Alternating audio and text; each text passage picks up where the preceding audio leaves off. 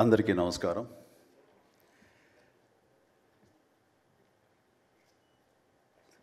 దిగ్దర్శకులు రాఘవేంద్ర గారు, కోదండరామరెడ్డి గారు, Gopal, young directors like Bobby, Vasishta, like నా నిర్మాతలు అల్లు అరవింద్ గారు, అశ్విని దత్ గారు, కెఎస్ రామారావు, శ్యామ్ ప్రసాద్ రెడ్డి, జెమినీ కిరణ్, తమ్మారెడ్డి భరద్వాజ్ గారు, అలా యంగ్ ప్రొడ్యూసర్ విక్కీ అండ్ పాత్రికేయ మిత్రులకు, అలాగే నా బ్లడ్ బ్రదర్స్, బ్లడ్ సిస్టర్స్, నా హృదయపూర్వక నమస్కారం. సో ఫస్ట్ ఆఫ్ ఆల్ ఈ ఈవెంట్ ఇంత గ్లామర్గా, ఇంత మెమొరబుల్గా ఉంది అంటే దానికి ప్రధానమైన కారణం నా మిత్రుడు Aamir Khan. Aamirji, thank you so much. And with a small message and a phone call, you made it, and your presence made this moment as a memorable moment. Really, thank you so much, and I never forget this gesture from your side. And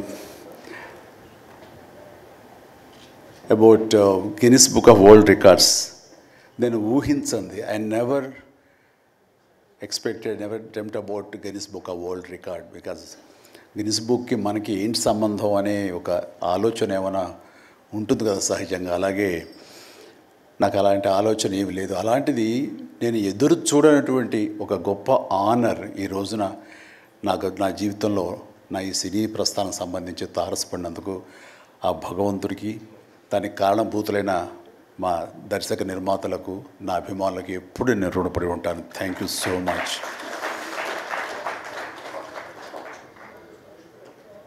నాకు dances మీద, బహుశా నటన కంటే కూడా ముందు నుంచి కూడా dances మీద నాకున్నటువంటి ఇంట్రెస్ట్ ఈ రోజున ఈ అవార్డు వచ్చేలా చేసిందా అని నాకు అనిపిస్తుంటుంది.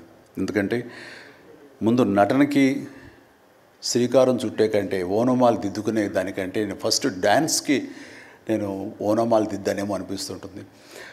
నా చిన్నప్పుడు మా చుట్టూ ఉండే వాళ్ళని ఎంటర్టైన్ చేయడం కోసంగా ఈవినింగ్ అయ్యేసరికి అప్పట్లో ఉండే వివిధ భారతి కానీ, లేకపోతే శ్రీలంక సిలోన్, రేడియో సిలోన్ కానీ, వీటిల్లో వచ్చే కొన్ని తెలుగు పాటలకి అదే మా source of inspiration. I mean recording songs అవి రావడానికి అప్పుడు గ్రామ్ ఫోన్లు కానీ, టేప్ రికార్డులు కానీ ఇవన్నీ కూడా ఉండే పరిస్థితి కాదు ఆర్థికంగా.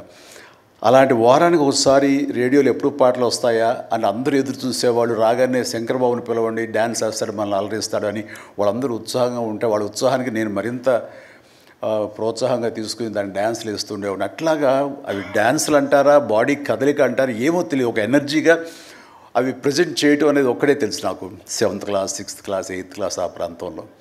ఆ తర్వాత ఎన్సీసీలో చేరిన తర్వాత ఈవినింగ్ క్యాంప్ ఫైర్ టైంలో అందరూ ఎర్లీగా భోజనాలు కానిచ్చిన తర్వాత తిన్న సేవింగ్ ప్లేట్లు, మన అల్యూమినియం ప్లేట్స్, వాటిని తిరగేసి దరువులుగా, డప్పులుగా వాయించుకుంటూ అప్పుడు కూడా డ్యాన్స్ చేస్తూ అందరినీ ఎంటర్టైన్ చేస్తూ ఉండేవాడు. ఆ రకంగా డ్యాన్స్ అనేది నాకు ఇష్టమైనటువంటి ఒక నా అంతర్భాగం అయిపోయింది. అలాగా డ్యాన్స్లు నేను వేరుగా ఎప్పుడు చూడండి, ఎప్పుడు హుషారు అసలు అందుకంటే ముందు లేచిపోయి డ్యాన్సెస్ వేయటం అనేది, మ్యూజిక్ అనుగుణంగా బాడీని మార్చుకోవడం జరిగింది. అంటే ఫస్ట్ పిక్చరు నేను వెళ్ళినప్పుడు అక్కడ సరదాగా నా రూమ్లో నేను డ్యాన్స్ చేస్తుంటే నా కో స్టార్స్ ఆర్టిస్ట్ వాళ్ళు, చిరంజీవి డ్యాన్స్ వేస్తాడు అని అంటే అవునా అని వాళ్ళందరూ చేయాలంటే అందులో సావిత్రి గారు ఉండేవారు, రోజారమణి, కవిత, ఇలాంటి యాక్టర్లు అందరూ ఉండేవాళ్ళు, నరసింహరాజు, ఇలాంటి వాళ్ళందరూ ఉన్నప్పుడు వర్షం పడుతుంది. ఒక పంచలో డ్యాన్స్ చేయాల్సి వచ్చింది. అది ఈస్ట్ గోదావరి రాజమండ్రి దగ్గర ఒక పల్లెటూళ్ళలో. ఆ పంచలో జల్లు పడుతూ కూడా మొత్తం తడితడిగా ఉండింది. అయినా సరే డ్యాన్స్ అడగడం పాపం ఎవరైనా సరే వెంటనే ఎలాంటి ఇన్హిబిషన్ లేకుండా చేయటం అనేది నాకు అలవాటు. అలాగే టేప్ రికార్డ్ డ్రాయింగ్ చేసి అప్పట్లో డ్యాన్స్ చేస్తున్నాను. మధ్యలో కాల్ జారి కింద పడిపోయాను. పడితే అది కింద పడిన తర్వాత ఆపకుండా వాళ్ళందరూ అయ్యో అన్నారు. అయినా సరే దాన్ని నాగిని డ్యాన్స్గా మార్చేసుకొని చేస్తే ఎక్కడ లేని అప్పలాస్ వచ్చేస్తుంది. సో అక్కడ చూసేటంటే ఒక కో డైరెక్టరు రాఘవేంద్రరావు గారు, సారీ మన క్రాంతి కుమార్ గారికి చెప్పడం, ప్రాణం ఖరీదులు వాళ్ళు బుక్ చేసినప్పుడు అబ్బాయి భలే డ్యాన్స్ వేస్తాడు, భలే ఉంటే డ్యాన్స్ అని అవునంటూ నా క్యారెక్టర్కి అంతకుముందు ఎప్పుడూ ఒక డ్యాన్స్ అనేది ఊహించుకోలేదు, సాంగ్ డ్యూయట్ సాంగ్ అని ఊహించుకొని వాళ్ళు ఒక ఎందుకు పెట్టకూడదు సాంగ్ అని చెప్పి నాకు ఆ సాంగ్ సిచ్యువేషన్ క్రియేట్ చేసి ఏలియల్లో ఎందాక అనే ఒక సాంగ్ అండ్ ఆ సాంగ్ నేను వేస్తే దాన్ని స్టెప్స్ అది వేసుకుని ఫస్ట్ టైం ఒక యాక్టర్గా నేను స్క్రీన్ మీద డ్యాన్స్ చేస్తూ కనిపించింది. అది దానికంటే ముందు మన ప్రాణం ఖరీదు పునాది రాళ్ళలో కూడా అలాగే ఫ్రెండ్స్ మధ్య డ్యాన్స్ వేస్తూ నేనే సెంటర్ ఆఫ్ అట్రాక్షన్గా ఉంటూ చేశాను. అలాగా నా డ్యాన్స్ స్కిల్ అన్నది ఎక్స్ట్రాగా నాకు ఒక బెనిఫిట్ అయ్యింది, నాకు ఎక్స్ట్రాగా అది ఉపయోగపడింది. తర్వాత అరవింద్ గారికి, జయకృష్ణ ఇలాంటి వాళ్ళందరికీ కూడా తెలుసు. అండ్ లింగమూర్తి గారు ఉండేవారు, ఆయన డిస్ట్రిబ్యూషన్కి చీఫ్. అప్పట్లో ఆయన రాగానే ఆయన ఏ ప్రొడ్యూసర్స్ని పిలుస్తారు, ఎవరి కథ ఓకే అంటారు, ఎవరికి డబ్బులు శాంక్షన్ చేస్తారని డిస్ట్రిబ్యూటర్స్ మీద ఆధారపడే రోజులు నిర్మాతలు. అలాంటి సమయంలో వేరు నాకంటే సీనియర్ హీరోస్, పెద్ద హీరోస్ ఎవరితోటో కథలు అనుకుంటుండగా ఆ చిరంజీవి అని అతను కొత్తగా వస్తాడుగా, అతనితో పెట్టి చేస్తే మీకు ఇంత డబ్బుగా ఇస్తాను, లేదంటే మామూలు అయితే కనుక దాన్ని లిమిటెడ్గా ఇంతే ఇస్తాను అనేసరికి డబ్బు ఎక్కువ ఇస్తానంటున్నారు అంటూ ఆయన లింగమూర్తి గారు నన్ను రికమెండ్ చేసేసరికి నా వైపే అందరూ కలిసి ఇతనే పెట్టుకుందాం అనేవాళ్ళు. అతను ఏంటంటే ప్రజానాడి, ఆడియన్స్ ఏమనుకుంటున్నారు, ఆడియన్స్ ఇతను సాంగ్స్ కోసంగా పదే సినిమాలకు వస్తున్నారు, ఇలాంటి వాడితో సినిమాలు తీస్తే మనకి 4 డబ్బులు వస్తాయి కదా, కమర్షియల్గా వైబుల్గా ఉంటుందని ఉద్దేశంతో ఆయన ఆ రకంగా అప్పట్లో నా ప్రొడ్యూసర్తో అనడం అండ్ వాళ్ళు కూడా నన్ను ఆప్ చేయటం నాకు ఆ రకంగా డ్యాన్సెస్ అనేది ఒక ఎడ్జ్ని తీసుకొచ్చింది. ఆ తర్వాత నా నిర్మాతలు కానీ, నా ప్రొడ్యూసర్స్ కానీ, నా మ్యూజిక్ డైరెక్టర్స్ కానీ, నా కోరియోగ్రాఫర్స్ కానీ వీళ్ళు నా సాంగ్స్ అనేసరికి ప్రత్యేకమైన శ్రద్ధ పెట్టేవాళ్ళు. అంటే మ్యూజిక్ పరంగా కానీ, బీజిఎమ్స్ పరంగా కానీ ఆ సాంగ్స్ అనేవి ఖచ్చితంగా ఉండాలని. దత్తు గారితో నాకు ఎప్పుడు దెబ్బలాటే, ఎందుకంటే 6 సాంగ్స్ ఉండాలేమో బాస్ మనకు అనేవారైనా, లేదు 5 చాలండి, 6వ సాంగ్ ఎప్పుడు కథకి గొడవ అడ్డుపడిపోతుందంటే, లేదు బాస్ బాస్ బాస్ బాస్ అది మీరు అనకండి, ఏ హీరో అయితే ఏమో కానీ మీరైతే మొత్తం 6 సాంగ్స్ ఉండాలి బాస్ అని ఆయన అంటాం. సో 6వ సాంగ్ని ఏదో రకంగా ఒప్పించడం. అలాగే అల్లు అరవింద్ గారు లాస్ట్కి వచ్చేసరికి అత్తగేముడు అమ్మాయి 3 సాంగే సిచ్యువేషన్ లేదు అక్కడ. అలాంటి చోట ఒక డబ్బు మీద ఒక సాంగ్ను ఆయన క్రియేట్ చేసుకుని ఆ డైరెక్టర్ గారితో కోదండరామరెడ్డి గారు వీళ్ళందరూ కలిపి అనుకుని అత్తగేముడు అమ్మాయికి మొగుల్లో ఒక సాంగ్ను బలవంతంగా పెట్టాడు అక్కడ. ఆ టైంకి అది బలవంతంగానే ఉంటుంది, కథ డిస్టర్బెన్స్గా ఉంటుంది, కానీ సాంగ్స్ ఒక ఎడ్జి తీసుకుంటాయి. సాంగ్స్కి స్పెషల్ ఆడియన్స్ ఉన్నారు. ఆ ఆడియన్స్ సాంగ్స్ మళ్ళీ రిపీట్ చేసేవాళ్ళు. అప్పట్లో ప్రొజెక్టర్ ఆఫ్ చేసి మళ్ళీ రీప్లే చేసేవాళ్ళు. ఆ రకంగా సాంగ్స్ యొక్క ప్రత్యేకత నా జీవితంలో, నా సినీ కెరీర్లో, నా యొక్క విజయ పరంపరలో అది ఒక అంతర్భాగం అయిపోయింది. ఆ రకంగా సాంగ్స్ అనేది ఏదో సరదాగా హాబీగా చిన్నప్పుడు మొదలుపెట్టింది. అది ఈ రోజు వరకు నాకు విపరీతమైన ఫ్యాన్స్ని తీసుకొచ్చి డ్యాన్సెస్ అంటే చిరంజీవి చేయాలి అన్నంత పేరు తీసుకొచ్చి నాకు ఈ రోజు ఇదిగో ఈ Guinness book of world records నాకు తీసుకొచ్చేలాగా చేసింది.